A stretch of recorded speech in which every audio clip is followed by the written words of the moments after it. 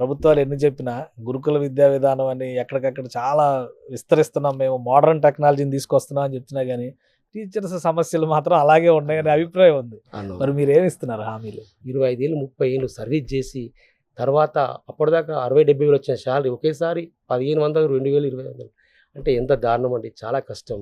కాబట్టి ఇది ఎట్టి పరిస్థితిలో సిపిఎస్ను మరి రద్దుపరిచే విధంగా కృషి చేస్తానని నేను హామీ ఇస్తున్నాను.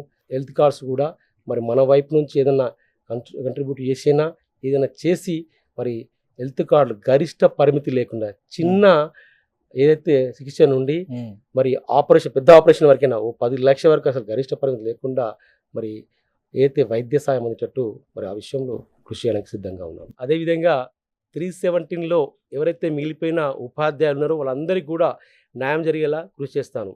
పిఆర్సీ ఏదైతుందో ఆ పిఆర్సీ మంచి పిఆర్సీ వచ్చేటట్టుగా దా విషయంలో కృషి చేస్తా.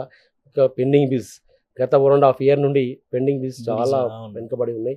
ఆ విషయంలో చాలా జిల్లాల నుంచి మరి మాకు కాల్స్ వస్తున్నాయి. ఎన్నో రకాల ఇబ్బందులు ఉన్ననే మేము డిప్యూటీ సీఎం గారు కలవడం జరిగింది, నివేదించడం కూడా జరిగింది.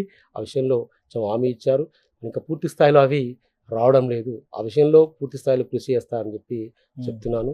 అదేవిధంగా చాలా సమస్యలు ముఖ్యంగా ఇంకా ఏదైతే ఏకీకృత సర్వీస్ రూల్స్, ఈ ఏకీకృత సర్వీస్ రూల్స్ అనేది కూడా సాధిస్తే ఒక ఛానల్ మొత్తం జరుగుతుంది, చైన్ సిస్టమ్.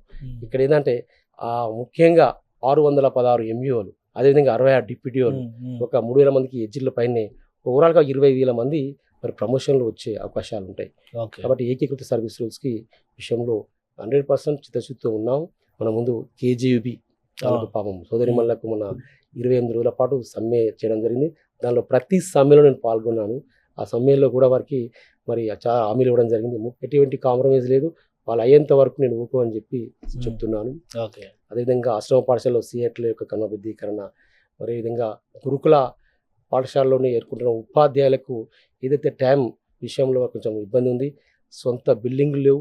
కాబట్టి వాళ్ళకి కూడా అవన్నీ కూడా ఏదైతే ముఖ్యంగా సమయ సారణ అవుతుందో అది చేంజ్ చేసేంత వరకు ఊకం ఎట్టి పరిస్థితుల్లో చేంజ్ చేపిస్తామని చెప్పి చెప్పడం జరుగుతుంది. మరి మోడల్ స్కూల్ ఉపాధ్యాయులకు ఏతుందో వారికి 010 ద్వారా వేతనాలు అందించే బాధ్యత కూడా తీసుకుంటాం. అదేవిధంగా వాళ్ళు ఒకే నోటిఫికేషన్, ఒకే పరీక్ష ద్వారా ఎంపికగా వచ్చి మరి వివిధ కారణాలతోటి 2 ఏళ్ళు వెనుకబడి ఉన్నారు కొంతమంది. అలాంటి వాళ్ళకు కూడా నోటిఫికేషన్ ఇంక్రిమెంట్లు వచ్చేటట్లు చేస్తాం.